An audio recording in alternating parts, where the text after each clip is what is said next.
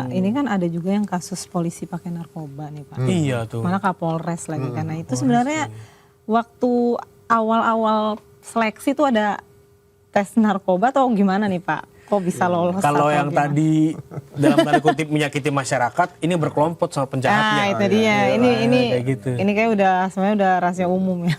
Iya, jadi kita miris. Persoalan narkoba di dalam internal kepolisian sendiri.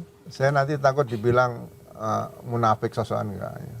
Jadi saya tidak mengatakan polisi nggak dilarang kalau mau kaya nggak ada masalah. Kalau memang dia profesional, ya kan, Iya. ilmunya ada, Iya. ya kan. Jadi ngajar di perguruan tinggi, ngajar sesuai di jalur suatu yang perusahaan, benar. jalur benar nggak ada masalah. Nggak ada masalah. Nah, penanganan narkoba ini sebetulnya menurut saya belum ada perubahan yang signifikan sejak dulu. Saya dulu Wakasat Narkotik Polda Metro. Ya kan? Zaman dulu yang kita urusi masih ganja dulu. Tahun 93 itu masih ganja. Bener. Belum ada. Yang baru muncul 93 itu ekstasi. Iya. Ya kan? Belum ada yang seperti sekarang. Sekarang udah banyak. Inex ya dulu Iya. ya. Iya. Ekstasi itu udah hebat itu dulu. Ekstasi kayak mahal banget gitu. Iya. Jadi kita pernah mengungkap ekstasi pun itu melibatkan orang kedutaan Amerika. Kemudian dari FBI datang. Diperiksa oleh FBI. Saya juga menyaksikan duduk di situ. Saya tanda tangan sebagai saksi, as a witness gitu. Saya tanda tangan. Nah itu kebanggaannya. Jadi penanganan narkoba ini kan sudah banyak hal-hal yang dilakukan oleh oknum ya. Iya. Dalam arti yang menyimpang lah. Ya. Menyimpang atau menyamping? Menyimpang sama aja ya. Ya. Sama aja. Menyimpang agak ke samping. Ya. Jadi gini, setelah saya pensiun gitu, karena saya pernah tugas di narkotik tahun 93, kenapa tugas ini kan sepertinya tumpang tindih dengan BNN. Oh iya ya. Betul. Ada BNN Seharusnya juga. BNN itu tidak perlu operasional penuh sampai ke kabupaten. Tumpang tindih.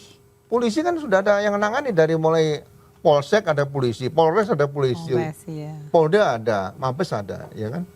Nah, barang bukti narkoba ini seharusnya disisihkan mungkin 1 miligram atau 0, sekian miligram.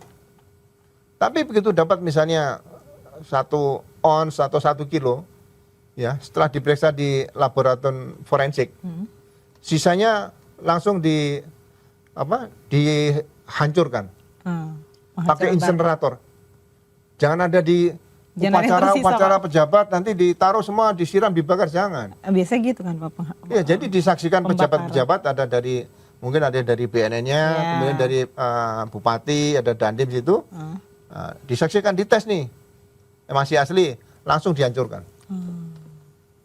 Nah, apalagi KUHP yang baru kan. Nah, kalau dia pemakai rehabilitasi. Tapi kalau bandar ya penanganannya jangan pakai undang-undang yang narkotik yang ringan, pakai aja KUHP yang berat ya. Yang berat lah.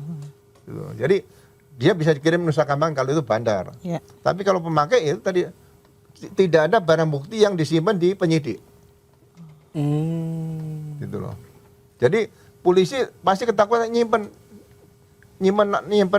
barang bukti narkoba itu sama dengan nyimpen uang palsu. Kalau ketahuan risikonya kan berat nih. Iya.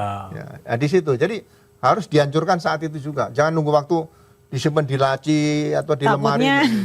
Itu yang sistemnya yang harus dirubah seperti itu. Kalau itu nggak dirubah, ya. nah, jadi setiap Polres itu harus ada insenerator, alat penghancur dengan pakai pemanas api tadi kan. Nggak usah yang besar-besar, kira-kira kontainer ukuran 20 feet aja, tapi itu bisa menghancurkan langsung di situ. Jadi nggak ada waktu untuk menimbun yang akhirnya bisa dikuntit gitu.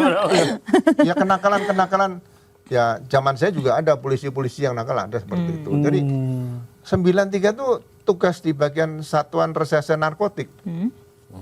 Ya, komandan saya Pak Joko waktu itu angkatan AKP 75, saya wakil. Susah kalau mau dibilang ada duitnya, nggak ada duit. Masa kita minta duit sama importir ganja kan, ganja? Ya kan nggak mungkin, ya kan? Jadi susah kalau situ. Jadi uangnya uang resmi dari negara seperti itu. Jadi benar-benar anggota tugas ya risikonya nyawa kan. Mereka kontrol delivery dan sebagainya, undercover buy itu kan mereka risikonya nyawa situ. Ya kan? Nah, ini mungkin yang ke depan nanti ya mudah-mudahan ini bisa diakomodir oleh tim reformasi tadi. Saya rasa mesin atau insenerator tadi harganya nggak mahal lah, Iya. kira-kira. Bisa ya. Yang penting pengawasannya. Ide kecil yang krusial tuh sebenarnya kan. Iya, Jadi nggak ada waktu buat. Jadi hancurkan saat itu juga. Iya. Tangkap.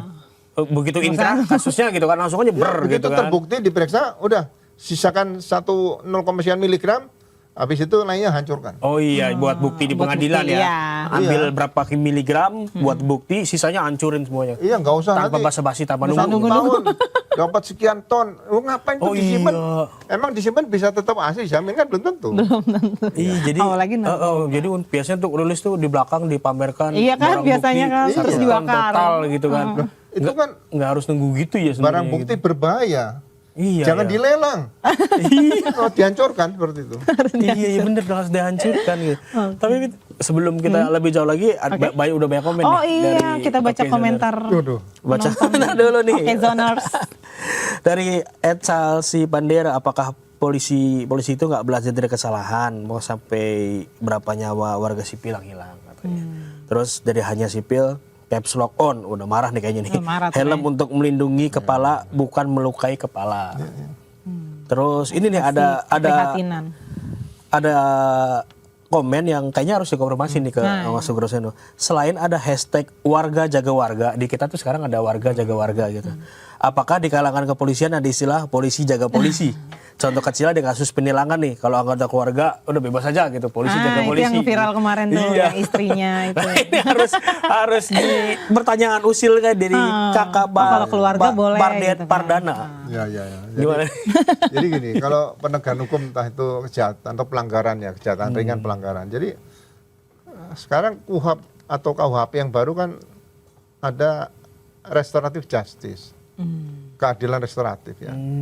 Jadi ya kalau urusan misalnya gini, nggak ada SIM, kenapa harus ditilang sih? Oke. Kalau dia melanggar rambu-rambu, ya kan, kemudian ketangkap, ditanya nggak ada SIM ya, pelanggaran berat ditilang baru. Tapi kalau bagi saya rahasia di jalan raya untuk para pengemudi sepeda motor atau mobil itu nggak diperlukan, kan sudah ada CCTV. Iya betul. Oh iya, ini Langsung nggak denda. usah denda, Nggak langsung pakai. denda. Operasi apa namanya sekarang masih operasi zebra ya, ini menjelang Iya, Oh iya, Lebaran ya. Lebaran. Ketupat ya. itu operasi pengerahan kekuatan kepolisian untuk mengamankan orang yang mudik. Jangan ditilang-tilang udah, pokoknya lancar. Seperti itu. Jadi operasi itu tidak harus penegakan hukum. Pengamanan kegiatan masyarakat juga operasi. Ini mungkin harus dirubah seperti itu. Sehingga Iya. pendekatan polisi dikit-dikit dalam nilang, tugas dikit-dikit pelindung, nilang. pengayom dan pelayan untuk dilaksanakan dalam suatu bentuk operasi itu operasi untuk bisa menciptakan keamanan, kenyamanan, kelancaran lalu lintas dalam rangka orang tadi mudik tadi. Jadi nggak usah rahasia orang yang mudik cek SIM, nggak usah. Orang yang bawa sepeda motor rata-rata pasti punya SIM dan pasti sudah mahir lah di situ dia. Karena berani ngambil risiko buat mudik gitu kan. Iya. Berarti dia udah pede dengan kemampuan bermotornya. Iya, Jadi nggak usah ditilang dulu gitu Berarti kan. pendekatannya Jadi jangan gini. langsung nilang gitu ya. Rahasia-rahasia polisi lalu lintas di jalan raya menurut saya sudah tidak diperlukan lagi ke depan. Oke. Oke, raja-raja nggak perlu lagi ya. Nggak diperlukan. Jadi itu nanti kan mengurangi, ya mohon maaf, mungkin ada orang yang katakanlah mengatakan pungli dan sebagainya, itu sudah bisa hilang. Oh, bisa menutup celah pungli ya Pak ya. Ya. Tapi kalau misalnya ada orang lapor sepeda motor hilang, itu rahasia di jalan raya mencari sepeda motor yang hilang. Jangan semua diperiksa suratnya, kan sepeda motor jelaskan nih Yamaha jenis ini. Yang dicari Yamaha saja, jangan nanti Sama nomornya. Honda diperiksa, Suzuki diperiksa, jangan. Oh, Nah ini mungkin yang dulu sudah pernah diterapkan zaman, ya saya selalu ingat waktu saya Letnan 2 Kapolda Metro Jaya Pak Anton Sujarwo. Itu kalau latihan buka tutup kota itu seperti itu. Ada informasi sepeda motor hilang, langsung kita tutup kota. Di situ rahasia, ya sepeda motor itu yang hilang. Atau mobil, ya mobil saja, yang kijang aja. Oke. Jangan semua mobil diperiksa, nanti bikin macet seperti itu. Nanti buang waktu. Iya.